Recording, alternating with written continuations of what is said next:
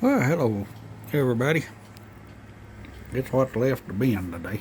Been a busy run around day.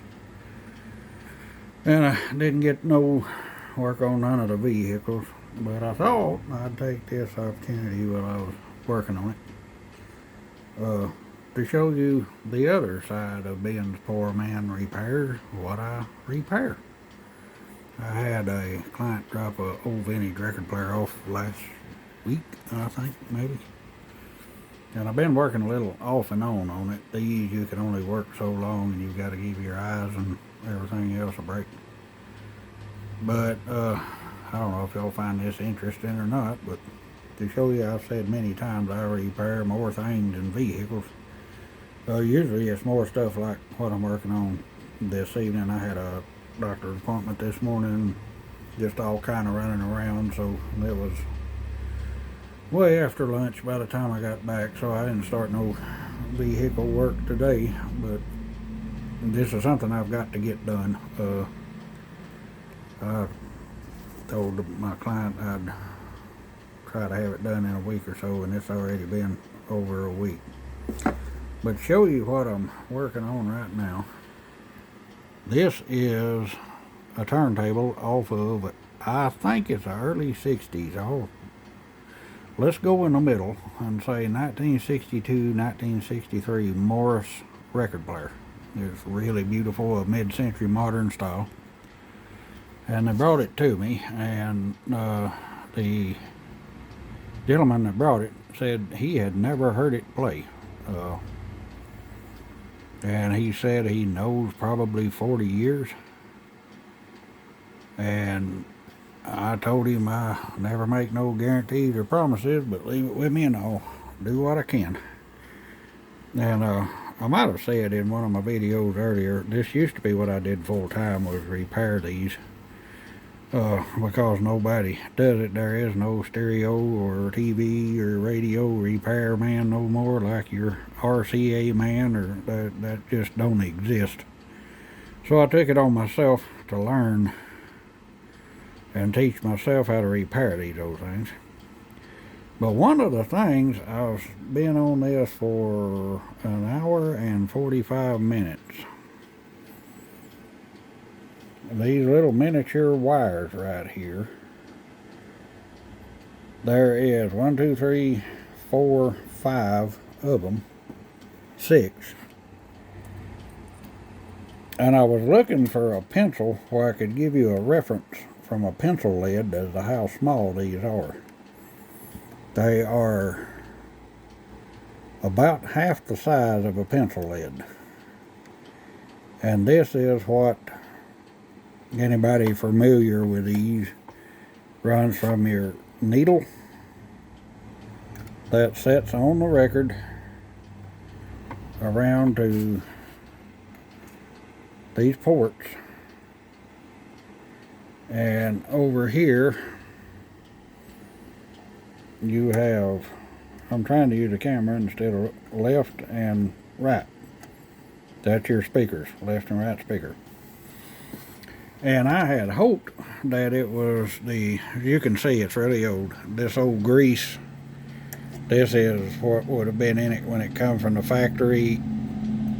Over 50, 60, 70 years, this grease just hardens out like window putty, and it basically freezes the turntables. It just sticks them where they're at in time. And as you can see, everything in here is mechanical. There is no circuit boards whatsoever. It's all gears and levers and springs and pulleys and whistles, and everything's mechanical. But I spent the first hour, I have to use tweezers. A mouse had just chomped every one of these in too. Looked like he just got them all and chomped them. And it took me an hour to get these taped. And then he had come down here for some reason. He must not like music. He chomped them right here, right at this This is called a RCA port. RCA jacks goes in here, the front I showed you. So he was making sure this thing never played again. Now, can you successfully splice these back together? 40% of the time you can. When you cannot, this is so small you can't take your pocket knife or nothing and strip it down like you normally would. You just have to very carefully scrape on it and just wear through it. There is about 3 wires inside each one of these.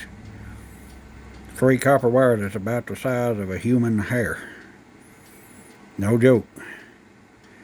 And to splice them together is only about a 40% success rate. 9 times out of 10, 8 times, you just have to replace the turntable at that point, or I do. But I just want to show y'all this, the other side of Ben's Poor Man Repairs. And again, this is the bottom side. This is what the record would go on, except I've got it flipped upside down where I can work on it. And it don't take long of doing this stuff before your eyeball starts running together and you're seeing a green wire when it's supposed to be a red wire and everything else. You can see here, I got lucky on this white one. There was a little bit left off of this port here. This one is the red wire. There's nothing. I'm going to have to, I've got a drill bit about the size of an ink pen point. I'm going to have to drill that out. Down here. And then I'll have to carefully shave that red coating back. I will come back up here, drill a little bitty pinhole in that, and then resolder this. The green wire, we got lucky on. I've got a little bit. I might can splice this back together. The ground over here,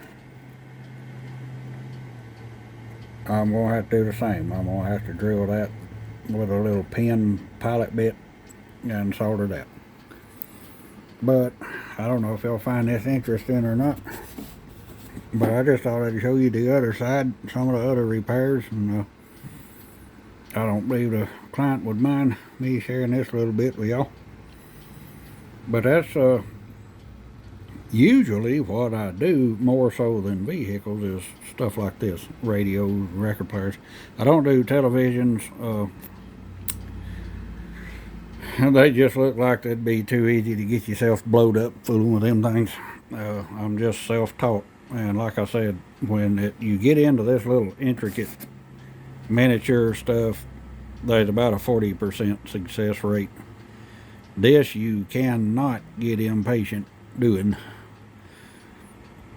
Or these little, once you get, if you're lucky enough to get that coating shaved back, just wore down, them wires, like I said, is about the size of a human hair. And they will snap. You can look at them the wrong way and they'll just pop. So, and I won't be working on this continuously. It's too tedious. I have to take a break from it and stuff. But I thought I'd show y'all that.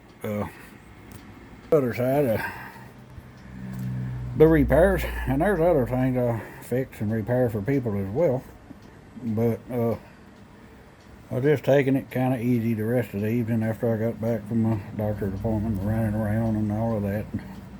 I do have to get this finished, and I've got a couple more videos of Old Red coming up.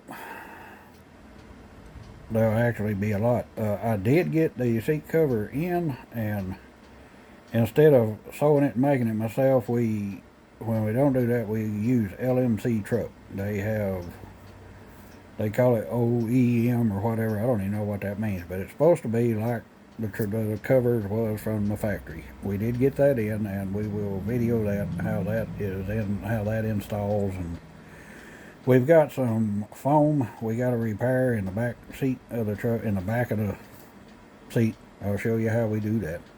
But anyway, I hope y'all found this interesting.